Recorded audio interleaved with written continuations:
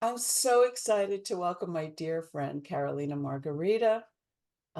She is coming to us today from Spain. Carolina leads the communications for a global environment coalition, serving hundreds of NGOs engaging on a UN global plastics treaty. Her proudest achievements include co-creating a foundation in Venezuela that inspired a movie that premiered at the Miami Film Festival, receiving the Effective Advocate Award by Amnesty International, building Spanish language capacity for the ACLU, volunteering as a humanitarian clown, doing improv, and writing Our Lady of the Little Shoe, a small press best-selling memoir published by Goldline Press.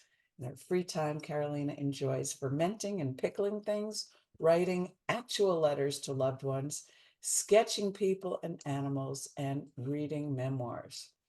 So, welcome, Carolina. I wanted to start by asking you, because you have such a beautiful and positive attitude. Your family has been through so much in Venezuela. How do you maintain your sense of hope and wonder despite all that's happened? Hi, Shari. Thank you so much for the invitation. It's really special to be here. And I remember the several sessions that I had the privilege to do in person with you, and it's so wonderful, the space that you hold. And great to meet everybody. And I look forward to learning from you today and hearing more about you and your writing. So yeah, thank you so much. Excuse me one sec. That's what I mean. I ask her about her and she loves you. Okay, go ahead.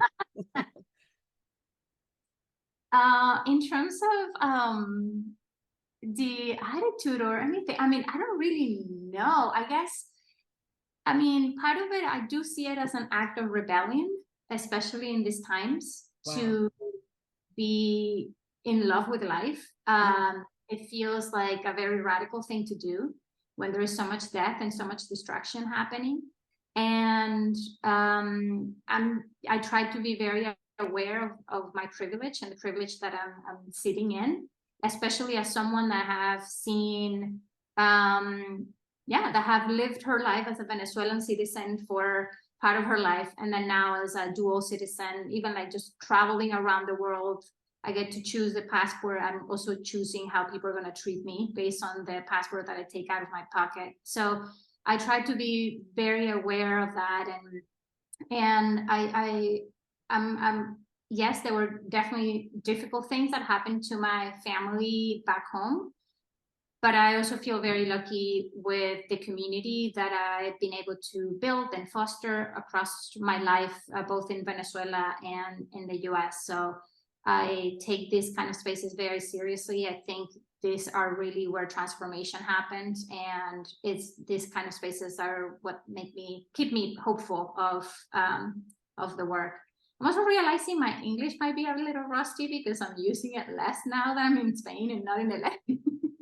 So if you see me stumble, that's why. Okay, I haven't heard any stumbling, and I am in awe of your fluency in all languages, mostly in your humanity. So I'm so curious about your book, which I just devoured. How did writing that memoir change you? So yeah, so Our Lady of the Little Shoe is a memoir that covers the last 8 months of my life in Venezuela before I decided to move to the United States. And a lot of what happened during those 8 months were connected to my dad's kidnapping. He was kidnapped for 54 days. And that kind of led to a lot of personal transformation and my decision to leave the country eventually. And during that time, I was volunteering as a humanitarian and hospital clown.